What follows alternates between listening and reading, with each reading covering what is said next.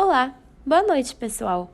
Neste vídeo iremos falar sobre o paraboloide elíptico, como construímos esse sólido e um exemplo de como esse conceito é aplicado na prática. Antes de iniciarmos de fato a nossa apresentação, aqui estão os assuntos que conversaremos hoje, seguindo os tópicos: o que é um paraboloide elíptico, a parábola e equação, antenas parabólicas, transição energética, o sólido, nossas considerações finais e referências.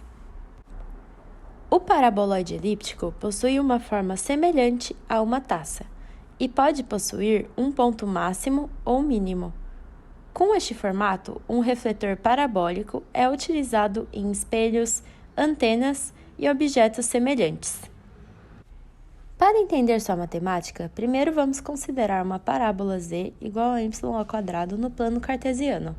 Ao ser rotacionada em torno do eixo z, essa parábola vira um paraboloide de revolução, dado pela equação x² mais y² é igual a z, a qual chamamos de equação 1.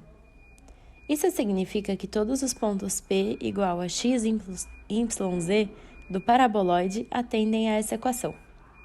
A partir disso, temos que o paraboloide de revolução é um caso particular de paraboloide elíptico, pois chamamos de paraboloide elíptico o conjunto de pontos P igual a x, yz do espaço tais que x² sobre a² mais y² sobre b² igual a z, a qual chamamos de equação 2. Se observarmos a parte de baixo da equação 2, temos que é igual à equação 1 do paraboloide de revolução, que também se assemelha à equação da elipse a² é igual a b² mais c². Uma fonte de luz posicionada no ponto focal desta superfície produz um raio de luz paralelo. Isto também funciona de maneira inversa.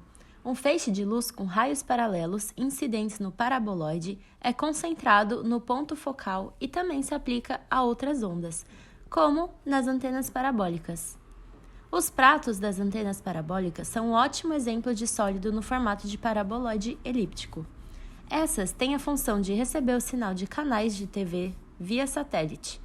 Como o próprio nome indica, ela funciona por meio de um refletor paraboloide, ou seja, em forma de parábola, que ajuda a rebater o sinal para um receptor.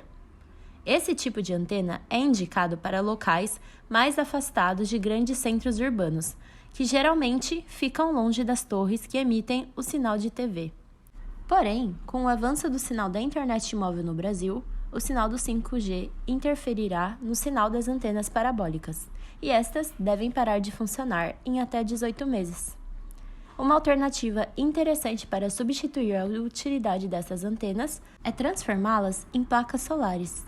Nos baseamos no artigo O uso da geometria paraboloide para a montagem de um protótipo de módulo fotovoltaico, de 2018, para elaborar o nosso sólido e a sua aplicação.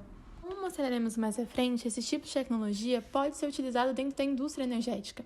Mas antes de mostrar essa aplicação, vamos entender em que momento muitos países hoje do mundo vivem.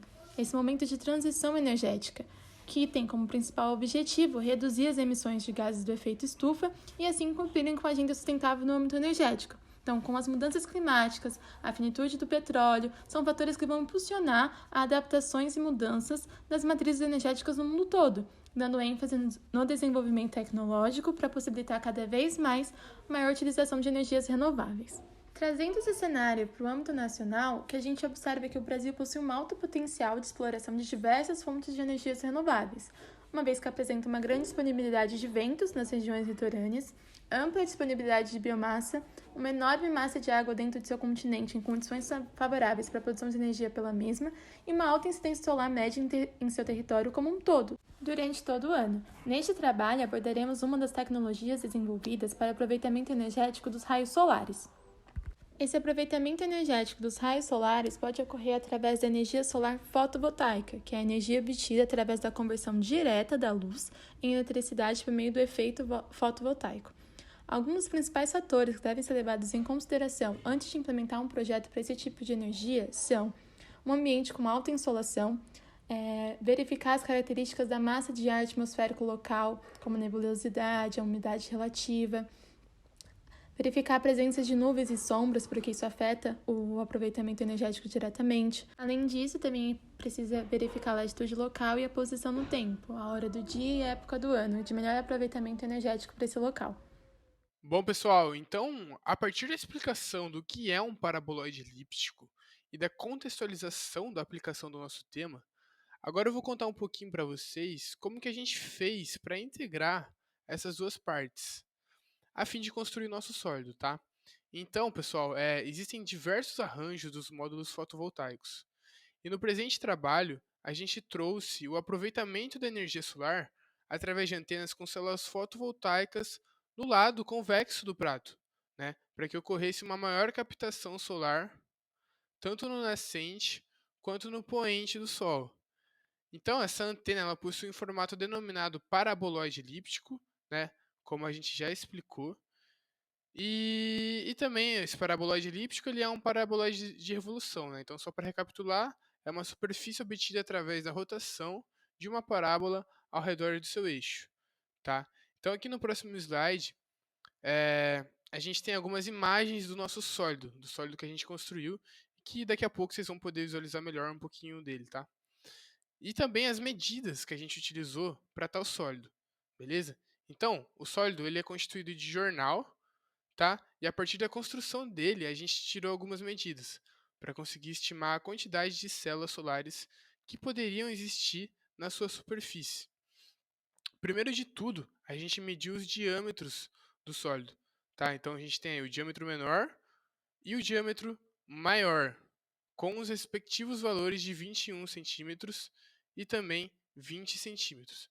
A partir disso, a gente achou a área da elipse, que foi calculada a partir do quociente entre o π vezes o diâmetro maior vezes o diâmetro menor dividido por 4. Aí a gente obteve, então, a área da elipse, que no caso foi de aproximadamente 0,033 metros ao quadrado. Aí, supondo, né, que cada célula solar tem o tamanho de um post-it, ou seja, né, nas proporções de 3,7 centímetros de comprimento por 5 centímetros de altura, a gente obteve a área de cada célula, né, multiplicando os dois valores, e assim a área de cada célula solar hipotética que a gente utilizou foi de 0,00185 metros ao quadrado.